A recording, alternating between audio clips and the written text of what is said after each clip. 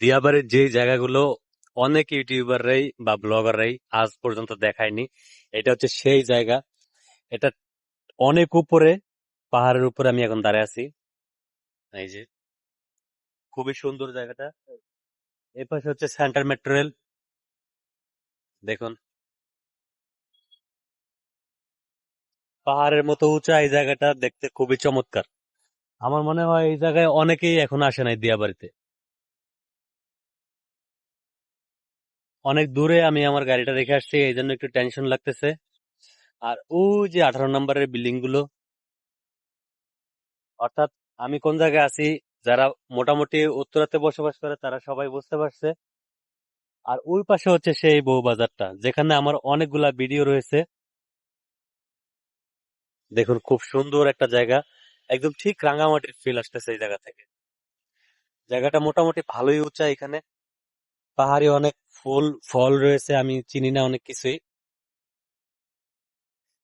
দেখতে ভালোই লাগতেছে। আজকে বৃষ্টির দিন, তাই আকাশটা মেঘাচ্ছন্ন, এই জন্য আকাশটা দেখতে খুব ভালো লাগতেছে। আমি একটা ফল দেখাবো এখন। এই ফলটা আপনি চিনেন কিনা বা আপনাদের এলাকায় কি নামে পরিচিত, অবশ্যই কমেন্টে জানাবেন।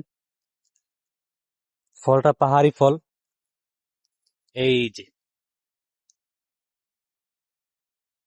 এটা আপনার এলাকায় কি নামে পরিচিত অবশ্যই জানিয়ে যাবেন। ফলটা খুব সুন্দর দেখতে। আমি চিনি না, আমাদের এলাকায় কি নামে ডাকে সেটাও আমি জানি না। তবে আপনার এলাকায় কি নামে এই ফলটা পরিচিত অবশ্যই বলে যাবেন কমেন্টে। দেখুন নিচের দিকে কি ঢালু। তবে ঢাকা সিটির পাশে বা ঢাকা সিটির ভিতরে এই ধরনের ঝোপঝাড় বা জঙ্গলের মতো জায়গাগুলা অনেক ডেঞ্জারাস হয়, এটা একদম সত্যি কথা। বিভিন্ন খারাপ কাজগুলা এই ধরনের ঝোপঝাড় বা জঙ্গলের ভিতরে হয়ে থাকে। তাই এদিকে যদি আপনি আসেন তাহলে অবশ্যই সাবধানতা অবলম্বন করবেন। আর সন্ধ্যার আগে অবশ্যই বাসায় ফেরার চেষ্টা করবেন এখান থেকে। খুবই ডেঞ্জারাস নিচের দিকে নামতে, এবং উঠতে অনেক কষ্ট। অনেক খাড়া এই পাহাড়টা,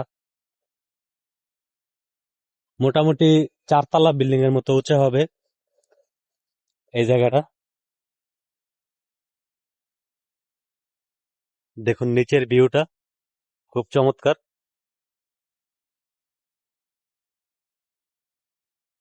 এই যে মেইন জায়গাটা, যেটা একদম নিচ থেকে উপরের দিকে অনেক উঁচাই,